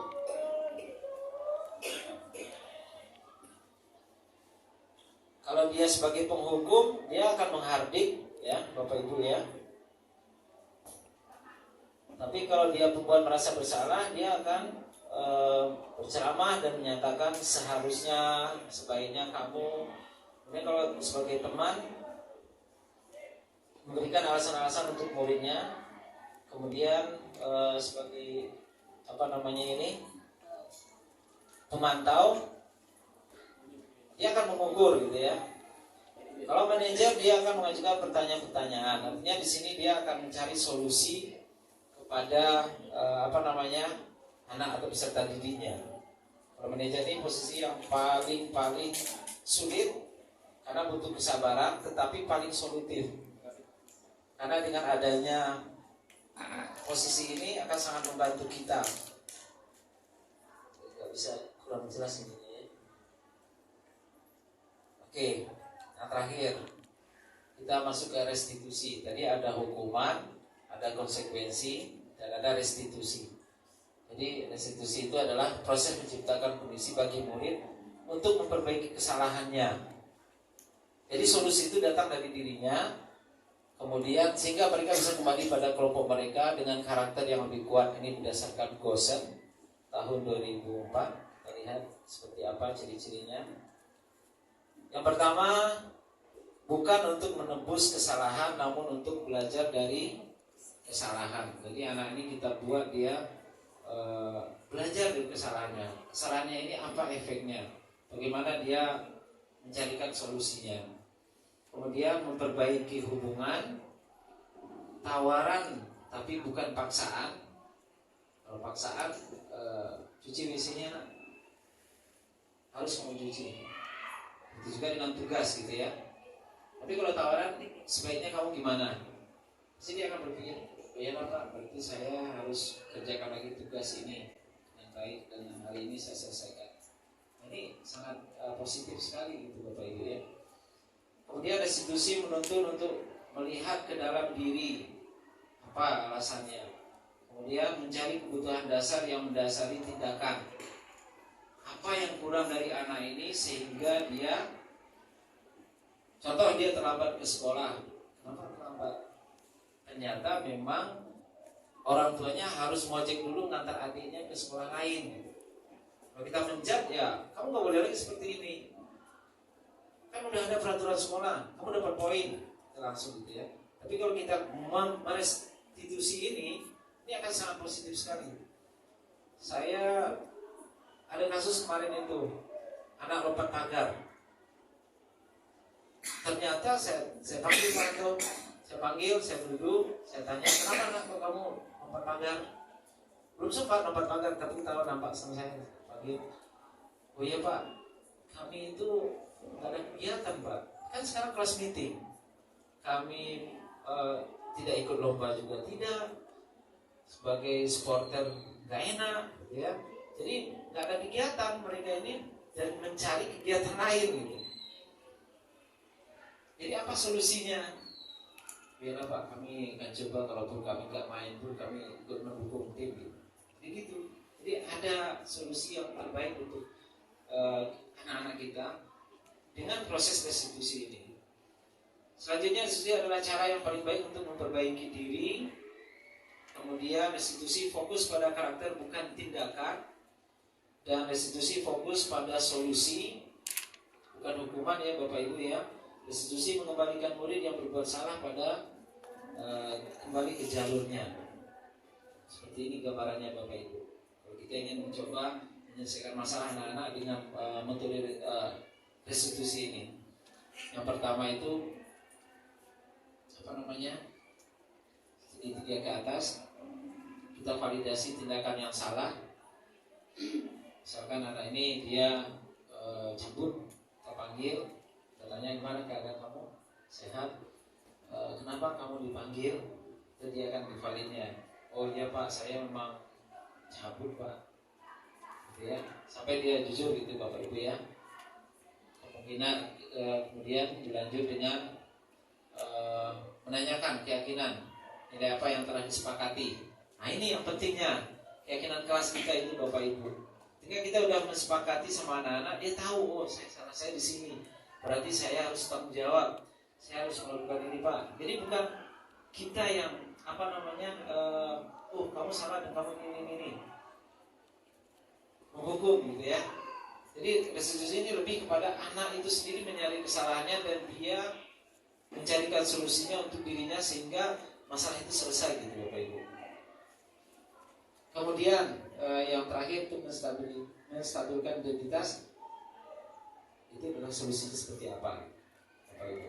Jadi segitiga ini sangat baik kita praktekkan di sekolah kita masing-masing. Tapi yang kuncinya itu satu, kesabaran kita itu memang betul-betul diuji. Karena memang selama ini kita menerapkan sistem pembelajaran yang memang kolonialisme terapkan, dan sampai sekarang kita di sekolah-sekolah kita masih ada yang seperti itu. Jadi itu yang harus kita perbaiki. Kita kembangkan budaya positif di sekolah kita masing-masing melalui restitusi ini. Mungkin itu aja Bapak Ibu yang saya hormati. Ada yang mungkin perlu dipertanyakan? Ini udah cukup lama saya diberikan waktu. Oke, tidak ada. Terima kasih atas perhatiannya. Mohon maaf bila ada kekurangan, dan saya yakin masih banyak kekurangan karena kami belajarnya hanya 3 bulan, itu pun daring dari Oktober Pak Anto. Dan saya rasa beda ya dengan belajar kita tatap muka dengan daring ya, pendapatan materinya, tapi kami berusaha. Mudah-mudahan kegiatan kami di CGP ini, Forum Guru Penggerak Angkatan ke-7 ini berjalan dengan baik dan mendapatkan hasil yang terbaik, dan motivasinya datang dari diri sendiri, bukan embel-embel yang lain, tapi ilmu yang ingin kami cari. Oke, demikian. Mohon maaf bila ada kekurangan. Sekali lagi saya tutup dengan billahi taufiq wal hidayah. Wassalamualaikum warahmatullahi wabarakatuh.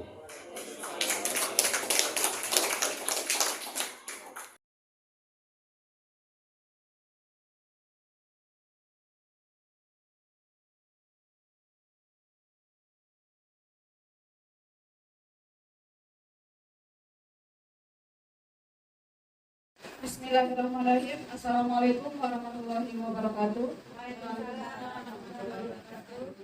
Selamat siang, salam sejahtera untuk kita semua. Alhamdulillahirabbil alamin. Assalatu wassalamu ala asrafil anbiya'i wal mursalin wa ala alihi wa ashabihi rasulillahi ajmain. Amma ba'du. Yang terhormat Ibu Dukti Siadari selaku Kepala SMP Negeri 1 Batang Wakil. Yang saya hormati Bapak Elvi Zamora dan Ibu Dona Elvia selaku narasumber kita pada siang hari ini. Yang saya hormati Bapak Guru Hebat SMP Negeri 1 Batang. Bersyukur marilah kita panjatkan atas kehadiran Allah Subhanahu wa Ta'ala yang telah melimpahkan rahmat dan hidayahnya kepada kita semua, sehingga kita bisa berkumpul di ruang ini guna melaksanakan pengimbasan CGP Angkatan ke-7. Salawat dan salam selalu tercurahkan kepada baginda Nabi besar Muhammad Sallallahu Alaihi Wasallam.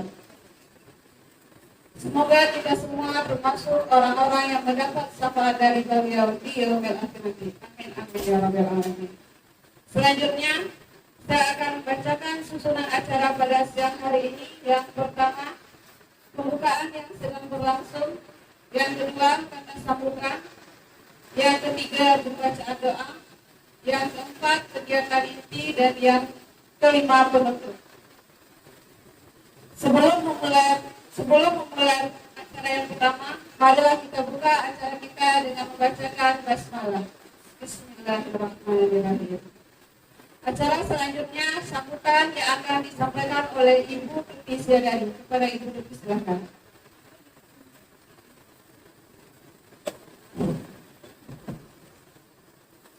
Salam sejahtera untuk kita semua, salam dan bahagia. Selamat sore. Terima kasih untuk sore hari ini kita bisa berkumpul dalam rangka pengimbasan ilmu guru penggerak angkatan ke-7 di SMP 61 Batang. Yang menjadi pesertanya adalah Bu Dona Elvia SPD dan Pak Elvi Zamora SPD. Untuk hal ini suatu kebanggaan di sekolah kita bisa mewakili, terpanggil menjadi guru penggerak. Bapak Ibu, ini suatu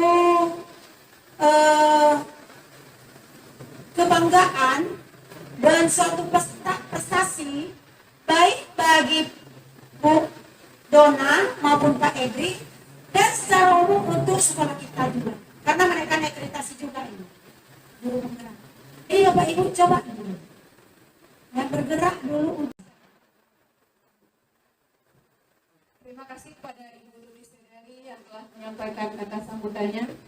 Semoga apa yang beliau sampaikan bisa bermanfaat untuk kita semua. Amin.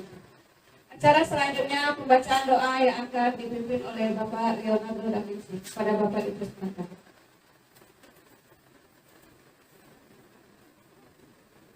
Assalamualaikum warahmatullahi wabarakatuh. Selamat sore. Baiklah, marilah kita berdoa menurut agama dan kepercayaannya masing-masing. Dan bagi yang beragama Islam, rekankan saya untuk memimpin doa ini, dan bagi yang beragama Muslim, silakan berdoa dengan menurut keyakinannya masing-masing. A'udzubillahi minasyaitonir rajim. Bismillahirrahmanirrahim. Alhamdulillahirabbil alamin. Hamdan syakirin, hamdan na'imin, hamdan ya'afin, wa huwa yukafi mazidan. Ya Rabbana lakal hamdu kama yanbaghi li jalalikal karim wa min sultanik. Allahumma salli ala sayyidina Muhammad wa ala sayyidina Muhammad. Allahumma as'aluka salamatan fid din wa afiyatan fil jasad wa ziyadatan fil ilmi wa barakatan fil rizqi. Ketobatan qaudal maut, maghfiratan badal maut, rahmatan dal maut. Allahumma hawin alaina fi sakaratil maut, yatanan nar, ba'fan dal hisab. Ya Allah, Rahmanir-Rahim, pada sore ini kami mengadakan pembahasan CGP tentang materi budaya positif. Kami berharap ridha-Mu ya Allah, kami berharap berkah-Mu ya Allah. Jadikanlah ilmu yang akan disampaikan oleh rekan kami CGP Angkatan 7 dapat berguna, dapat bermanfaat bagi kami, bagi anak didik kami, dan bagi sekolah kami ya Allah, untuk kemajuan kami bersama ya Allah. Ya Allah, Rahman-Rahim, ampunlah dosa-dosa kami ya Allah, dosa orang tua kami ya Allah, dosa saudara-saudara kami ya Allah, dan seluruh umat ya Allah. Rabbana atina fid dunya hasanah wa fil akhirati hasanah wa qina adzabannar. Sallallahu alaihi wasallam Muhammadin wa ala alihi wasallam. Subhana rabbika rabbil izzati amma yasifun. Wassalamu ala mursalin walhamdulillahi rabbil alamin.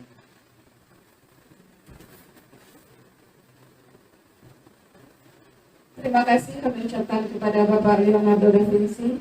Semoga dengan pembacaan doa tadi, acara kita bisa berjalan lancar pada hari ini. Acara selanjutnya kegiatan inti yaitu pemaparan materi budaya positif modul 1 yang akan disampaikan oleh Ibu Dona Elvia SPD. Kepada Ibu silakan.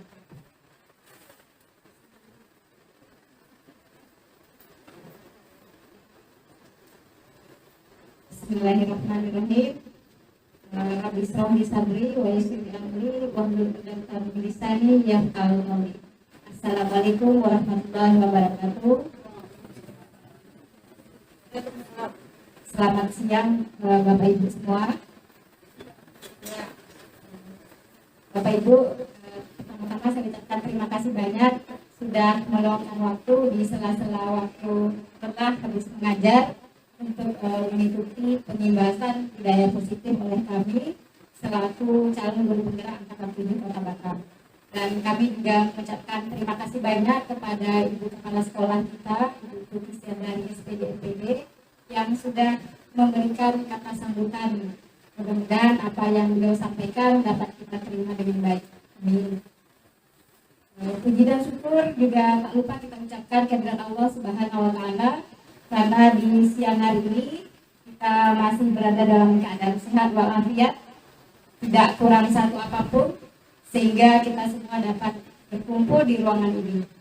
Salawat dan salam juga tak lupa kita kirimkan buat junjungan kita Nabi besar Muhammad Sallallahu Alaihi Wasallam dengan mengucapkan Allahumma sholli ala Sayyidina Muhammad wa ala ali Sayyidina Muhammad. Mudah-mudahan kita semua termasuk orang yang mendapat syafaatnya di yaumul akhir. Amin ya rabbal alamin. Bapak Ibu, sebenarnya kami berdiri di sini bukan karena kami lebih hebat, bukan karena apa juga, cuman karena ini memang amanah, yaitu selaku calon guru penggerak kami diamanahkan untuk memberikan pembimbingan kepada Bapak Ibu semua.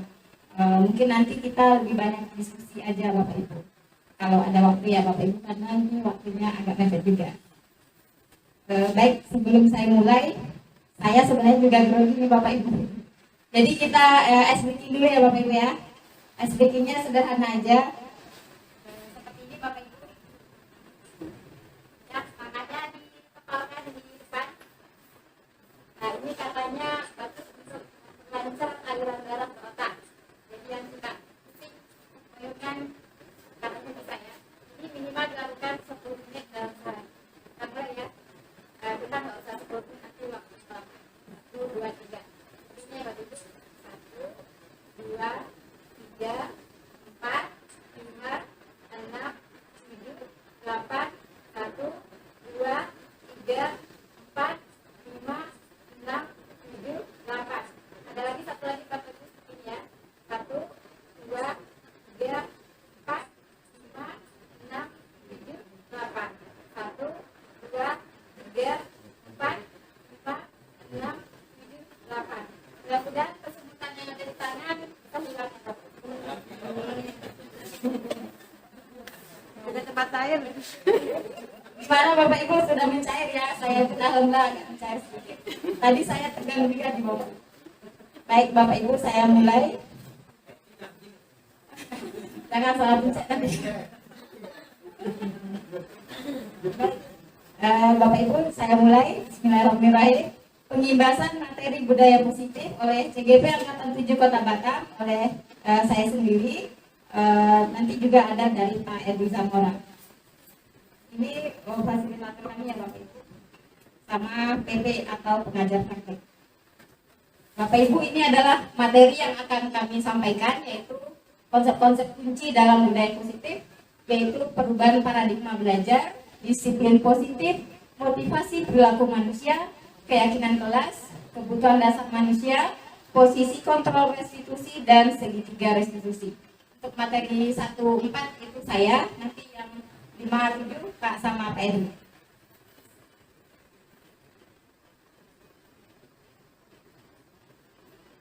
Nah Bapak Ibu, ini adalah Bapak pendidikan kita, yaitu Bapak Ki Hajar Dewantara. Nah beliau dengan semboyannya yang cukup terkenal, dan kita diharapkan selaku guru, kita juga pemimpin, maka kita diharapkan juga memiliki ini, yaitu semboyan beliau adalah Ing Ngarso Suntulodo, yang artinya menjadi seorang pemimpin harus mampu memberikan suri tauladan. Ya, kita harus mampu memberikan contoh yang baik kepada murid-murid kita. Kemudian Ing Madya Mangunkarso, ketika kita berada di tengah, kita juga mampu membangkitkan semangat anak didik kita. Dan ketika kita belakang, Tuturi Handayani, dan kita juga mampu mendorong dari belakang sehingga murid kita menjadi lebih baik. Saya akhiri dengan wabillahi taufiq wal hidayah. Wassalamualaikum warahmatullahi wabarakatuh.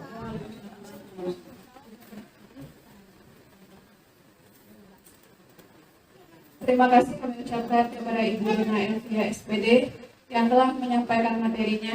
Semoga apa yang beliau sampaikan dapat bermanfaat untuk kita semua dan bisa kita terapkan dalam kehidupan sehari-hari. Acara selanjutnya pemaparan materi yang akan disampaikan oleh Bapak Edwi Zamora. Kepada Bapak Edwi, silakan. Ini pasti mengganggu sekali ya Bapak Ibu ya. Waktunya udah habis out sebenarnya ya. Tapi mohon maaf, ada waktunya. Assalamualaikum warahmatullahi wabarakatuh. Alhamdulillah, bersyukur kepada Allah SWT masih berpanjang umur. Dan umur yang diberikan ini bisa kita maksimalkan sebaik mungkin untuk beribadah kepada Allah SWT. Dan menjadi guru ini adalah suatu profesi yang paling mulia sekali. Karena di situ nilai ibadahnya sangat tinggi dinilai oleh Allah SWT. Mudah-mudahan apa yang kita kerjakan sebagai guru yang baik, guru yang hebat, bisa bernilai. Salam dengan salam juga tidak lupa pula kita kirimkan pada junjungan kita Nabi besar Muhammad Sallallahu Alaihi Wasallam.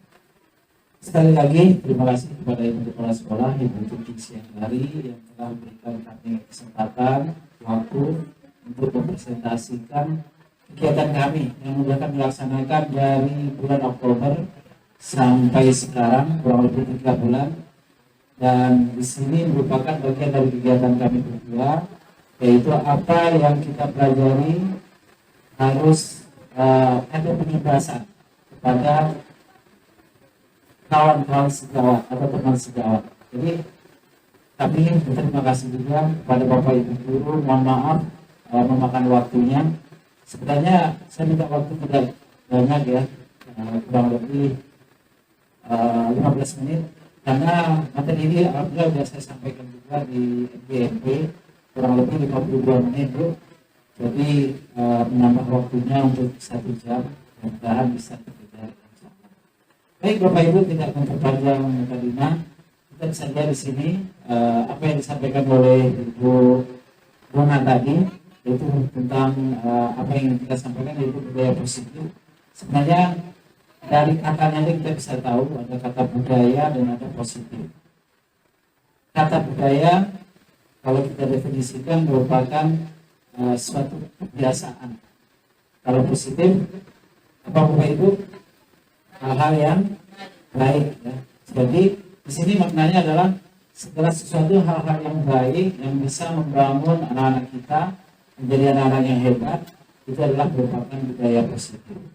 Jadi di sini bisa dilihat Bapak Ibu, tadi Ibu Kepala Sekolah bertanya, saya mau menjawab nggak enak juga ya, karena memang bagian materinya ke sini jadi masuknya ya. Ada 5 kebutuhan dasar setiap manusia. Ya, dari 5 ini apabila terpenuhi semuanya, insya Allah manusia itu akan berjalan dengan baik.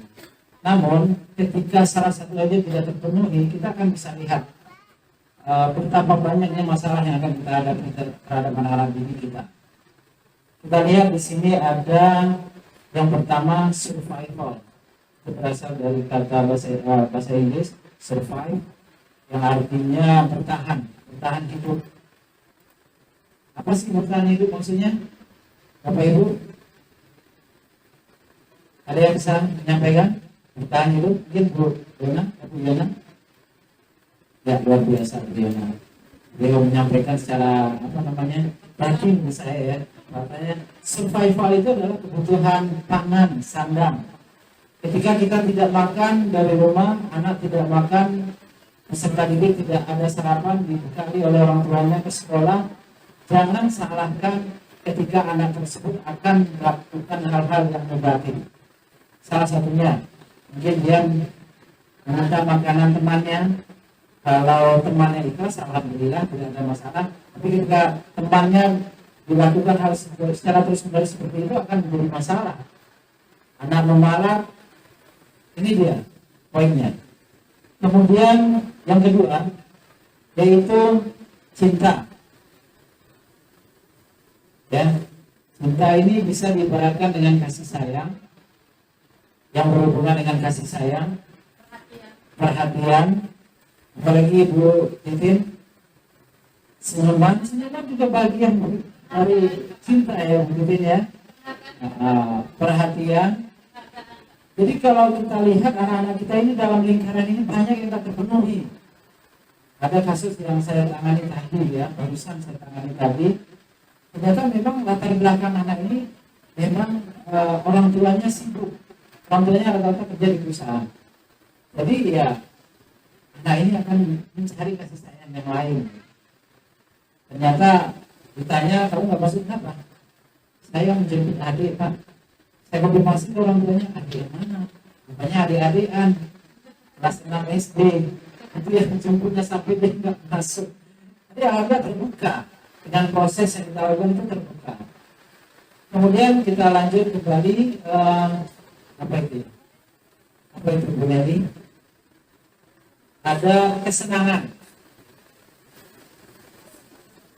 Kita datang ke sekolah disambut oleh siswa yang bersemangat, pasti hati kita akan senang.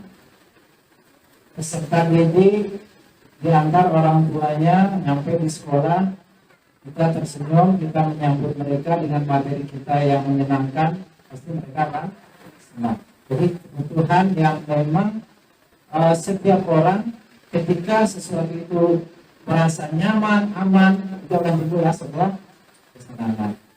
Kita lanjut kembali penguasaan. Ini maknanya apa ya penguasaan? Jadi penguasaan ini kan kekuasaan. Ya, perlakuan betul luar biasa Ibu Linda. Ibu Linda karena lagi begitu ya, dia mau muncul lagi.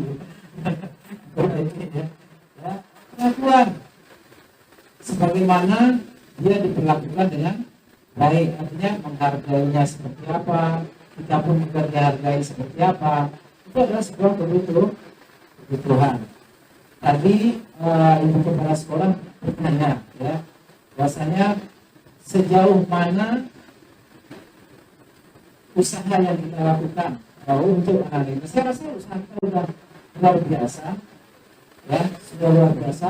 Namun mungkin yang perlu kita benahi mungkin metodenya, ya, seperti yang disampaikan oleh Pak Leo tadi. Kita lihat lingkungannya, ya, kita lihat lingkungannya, dan kita maksimalkan lingkungan kita yang ada. Dulu masa pandemi kita nggak boleh olahraga ya Pak Indi ya, jadi di rumah aja terus. Sekarang udah nggak pandemi, kita udah mulai bergairah. Anak-anak udah main voli, kemudian kita udah coba juga main futsal, friendly match ya, pertandingan persahabatan. Itu adalah bagian dari usaha kita. Jadi saya rasa sedikit mungkin saya nggak yakin untuk menjelaskan.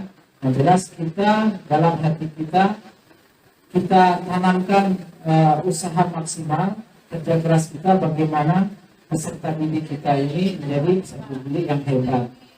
Seperti yang disampaikan di awal-awal tadi, yaitu Ki Hajar Dewantara. Mungkin Ibu siapa ya? Bira kalau Ki Hajar Dewantara kenal Ki Hajar Dewantara, Bira? Kenal ya? Nanti kenalin saya ya, saya nggak kenal ini. Ya, kita tahu Ki Hajar Dewantara Inarso Suntulodo. Artinya di depan kita akan menjadi tauladan pada anak-anak kita. Seperti apa tauladan?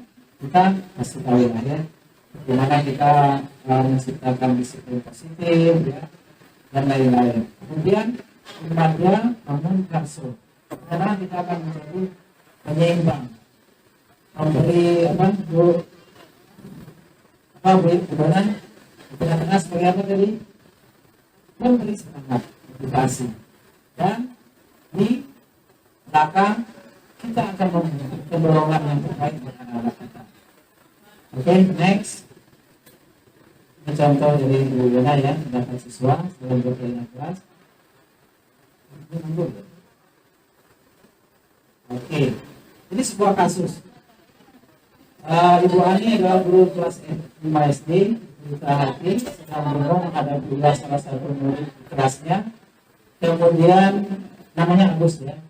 Beberapa anaknya telah datang dan mengeluhkan Agus seringkali meminta bekal ya. Bekal makan siang mereka dengan paksa. Jika Anda menghadapi situasi seperti Ibu Ani, apa yang akan Anda lakukan? Kira-kira melakukan apa Bapak Ibu? Kalau kasusnya seperti ini, saya yakin kita pasti memiliki kasusnya seperti ini. Ya, Bu Nisa gimana kalau kasusnya seperti ini? Ada anak yang mengadu, mengeluhkan Agus yang sering sekali meminta bekal makanan. Maka Agus disuruh berdiri pegang telinga tadi. Ya, mengundang orang tuanya, menanyakan apakah si Agus ini di rumahnya diberikan makanan atau dibawakan bekal. Oke, luar biasa. Memang saya lihat ngantuk tapi masih perhatikan ya, fokus ya. Saya mau bikin ice breaking lagi tapi mengalahkan ice breakingnya dulu nanti ya. Dan waktunya panjang sekali. Oke, kita lihat apa yang akan dilakukan. Dalam konteks penerapan disiplin positif, Bu Ani sebaiknya mencari tahu. Ya, ini merupakan proses dari restitusi. Ya, restitusi. Poin pertama yaitu apabila jawaban Agus karena ia lapar dan orang tuanya tidak membawakan bekal makan siang, berarti kebutuhan hidupnya yang tidak ada apa? Survivor, bertahan hidup. Karena ini nggak dikasih jajan. Karena Pak Ingki cerita ya, di SMP 6 ya Pak Ingki ya, anaknya sampai muri ya Pak ya, muri. Padahal anak-anak pejabat di sana tuh banyak. Jajannya ternyata berapa Pak Ingki? 5.000. sekali jajan itu udah lewat ya. Kemudian apabila jawaban Agus karena dia senang temannya jadi memperhatikan dia, berarti kebutuhannya adalah cinta. Jadi dia butuh perhatian dalam hal positif ya Bapak Ibu hebat ya, Bapak Ibu guru hebat. Kemudian apabila jawaban Agus adalah dia merasa hebat karena temannya jadi takut dan menuruti keinginannya, berarti kebutuhannya penguasaan atau pengakuan. Dia minta diakui. Ya, minta diakui. Lanjut, apabila jawaban Agus karena dia merasa bosan dengan bekal yang dibawakan ibunya karena selalu membawakan bekal yang sama, jadi kebutuhan ini adalah kebebasan terikat ya, artinya masih di bawah norma-norma, artinya kita perlu memberikan kebebasan buat peserta didik. Terakhir, apabila jawaban Agus adalah karena iseng saja dan dia menikmati ekspresi wajah temannya yang besar karena diambil makanannya, ini merupakan kebutuhan yang berhubungan dengan kesenangan. Oke Bapak Ibu, ini kayaknya hanya orang yang beriman yang bisa lihat ya. Kurang jelas ya Bapak Ibu ya. Ini kurang ini. Ya, bisa saya gambarkan secara global ya. Ternyata antara hukuman ya Bapak Ibu ya, antara hukuman kemudian membuat merasa bersalah dan menjadikan anak sebagai teman serta terakhir kita sebagai pemantau, ternyata posisi yang diharapkan saat ini adalah sebagai posisi manajer. Jadi kita diharapkan sebagai manajer. Kenapa? Karena dalam manajer ini kita di sini ini bisa diperjelas ya. Ya, oke.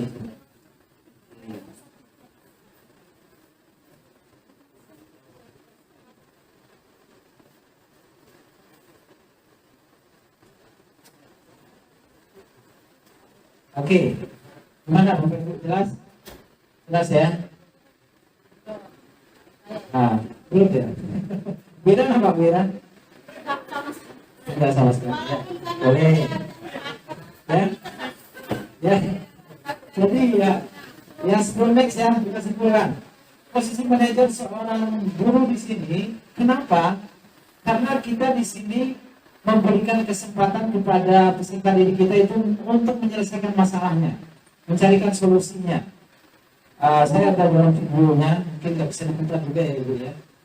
Dalam video pas kebetulan saya mau ke belakang ke WC, anak ini mau lompat pada, akhirnya dia nggak jadi lompat. Nih saya panggil, saya suruh menghadap karena saya masih harus ke WC, suruh menghadap dan tanyakan alasan mereka. Ya, alasan mereka, dan karena di dalam poin tadi yang alasannya, tapi dia cari solusinya sendiri dengan rasa tanggung jawab. Ya Pak, kami kedepannya akan tidak mengulangi lagi, dan sebagai rasa tanggung jawab kami akan ikut menyemangati teman-teman yang ikut lomba. Itu salah satunya. Kemudian satu lagi, misalkan anak-anak tidak mengerjakan tugas, apakah kita langsung panggil anak-anak itu, terus kita di hadapan teman-temannya kita permalukan dengan bertanya, dengan menghukum? Itu adalah hal yang memang harus kita hindari. Ya, salah satunya kita buat nanti dalam sebuah proses yang disebut dengan proses restitusi. Baik Bapak Ibu, kita lanjut sedikit lagi. Ini dia materi yang terakhir ya, Ibu ya, segitiga restitusi. Apa sih restitusi itu? Restitusi adalah proses menciptakan kondisi bagi murid untuk memperbaiki kesalahan mereka sehingga mereka bisa kembali pada kelompok mereka dengan karakter yang lebih kuat. Ini menurut dosen tahun 2004. Jadi di sini kita lebih mengedepankan proses, tidak saat itu langsung eksekusi kita. Karena kita belum tahu dalamnya permasalahan yang akan dialami oleh seorang anak atau kebutuhan apa sih yang kurang dari anak ini. Ya, seperti tadi contoh, ya ternyata kebutuhan kasih sayang kurang dari orang tuanya. Jadi kita harus terkoneksi dengan orang tua itu sendiri. Kita lanjut.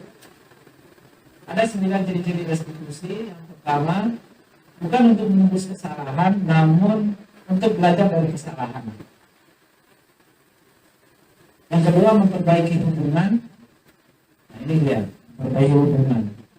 Bagaimana kita memposisikan anak-anak itu, dia yang memberikan solusi dengan berdasarkan keyakinan di kelas tadi atau kesepakatan kelas pasti berbeda. Ya, ketika orang melakukan kesalahan dan dia mengakui kesalahannya, itu akan timbul motivasi dari dalam ya. Tapi kalau dalam keterpaksaan itu motivasinya karena hukuman, karena dari luar. Jadi seperti itu.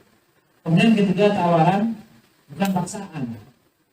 Ya, tawaran tapi bukan paksaan.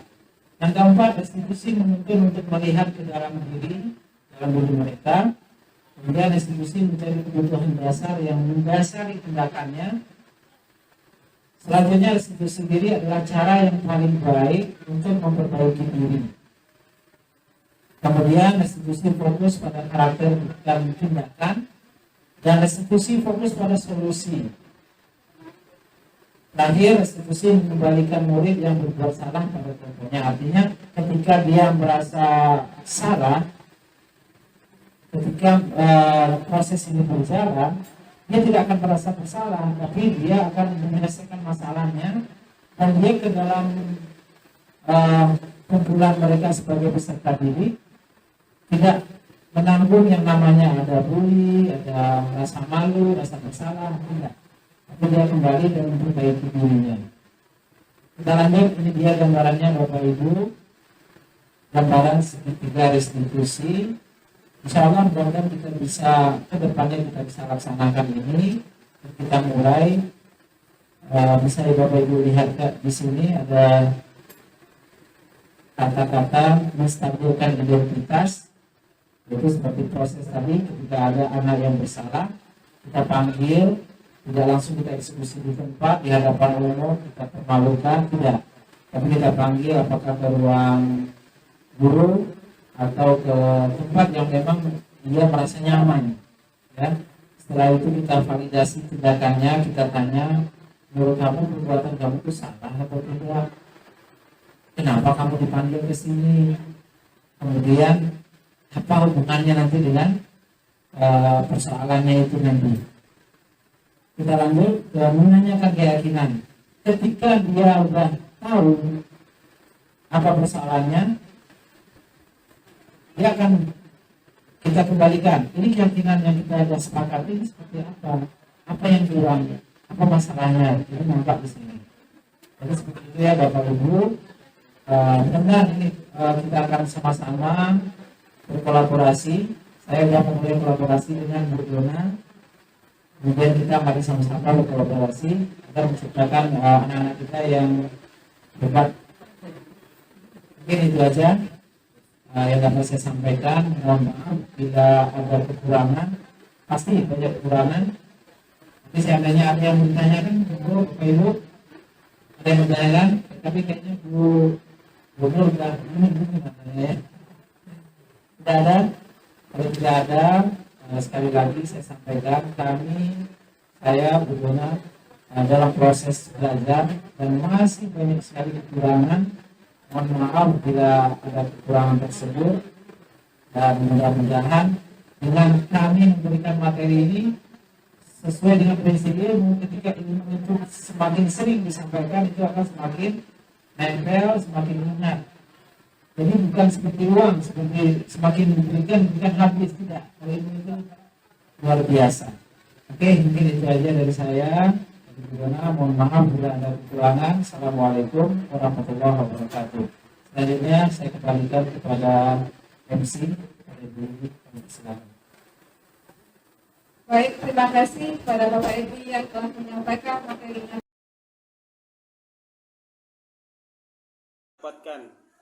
Terutama mengenai budaya positif.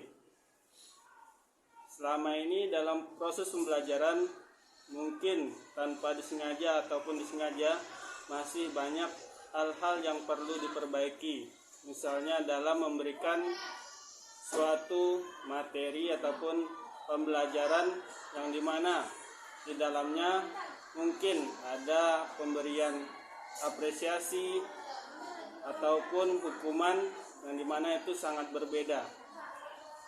Jadi dalam pemaparan budaya positif tersebut, saya mendapatkan ilmu bahwasanya sebagai guru kita harus meninggalkan budaya-budaya lama sesuai dengan apa yang disampaikan oleh Ki Hajar Dewantara, yang dimana sebagai pendidik kita harus memberikan dorongan motivasi kepada peserta didik kita. Dalam pembelajaran tersebut, sebaiknya kita tidak perlu lagi melakukan hukuman karena itu adalah budaya yang negatif. Kemudian kita harus memunculkan minat dan motivasi kepada siswa tersebut agar mereka lebih dapat memahami, mengetahui, dan dengan rasa percaya dirinya mereka dapat berkembang sesuai dengan apa yang mereka inginkan. Kita sebagai pendidik harus mendukung mereka agar mereka dapat mencapai apa yang mereka inginkan. Dalam kegiatan tersebut sangat bermanfaat, apalagi kepada kami semua sebagai guru, merefresh kembali apa yang harus kami laksanakan sebagai pendidik. Dan kami pun sebagai pendidik akan terus berupaya, akan terus berusaha menjadi pendidik yang dapat mencerdaskan kehidupan anak bangsa dan peserta didik, terutama di sekolah kami di SMP Negeri 61. Sekian dari saya ucapkan, lebih dan kurangnya saya mohon maaf. Assalamualaikum warahmatullahi wabarakatuh. Assalamualaikum warahmatullahi wabarakatuh.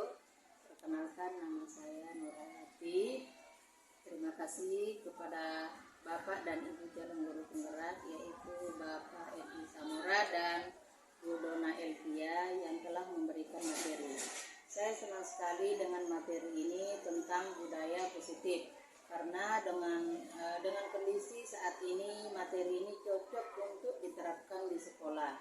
Mudah-mudahan dengan berkolaborasi dengan kepala sekolah dan guru kita bisa menciptakan budaya positif di sekolah. Demikian tanggapan saya. Terima kasih.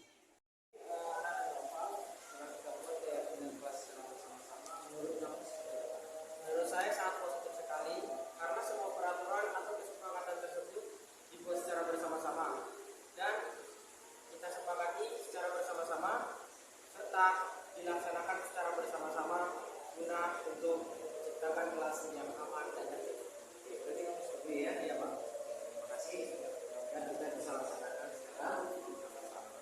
Dan untuk tanggung jawab.